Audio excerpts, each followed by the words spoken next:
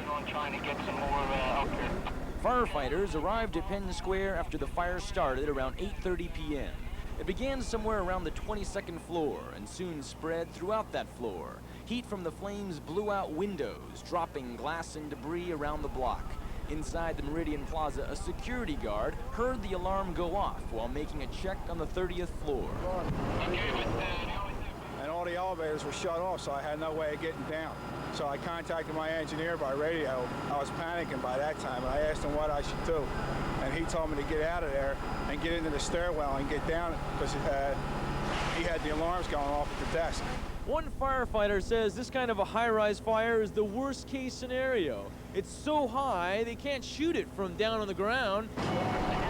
Firefighters must also climb up 20 floors to the staging ground and carry a 5-inch hose.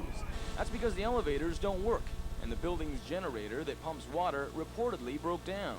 On top of that, the nearest sprinklers are on the 30th floor because the building was built before the revised code. We need some fresh troops with air packs in the West Tower on 23. Nearly 2/3 of the city's fire force came out. Backup support teams and city police joined in. A helicopter from the University of Penn resupplied 30-minute oxygen tanks. While water from the ground was tapped, firefighters in nearby buildings shot water into the fire. They tried to cool the windows above the flames to prevent them from breaking, and thus burning up a whole new floor. A helicopter helped with a spotlight, but it was too little too late. Some flames were so hot they were purple, and the smoke was so thick it blocked the moon.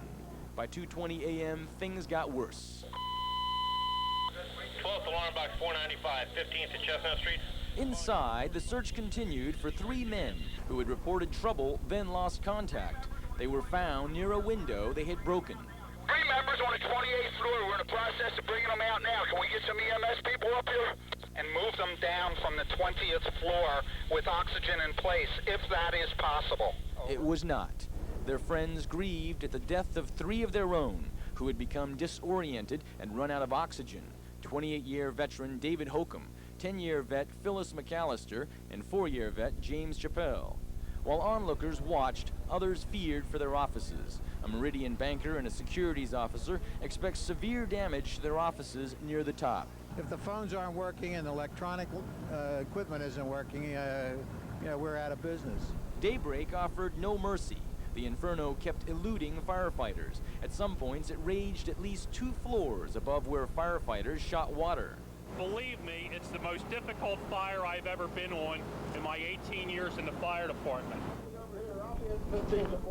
So difficult that around 7 a.m., most firefighters had left the building. One engineer warned the top 20 floors could collapse. But finally, 19 hours after it all started, sprinklers on the 30th floor kicked in.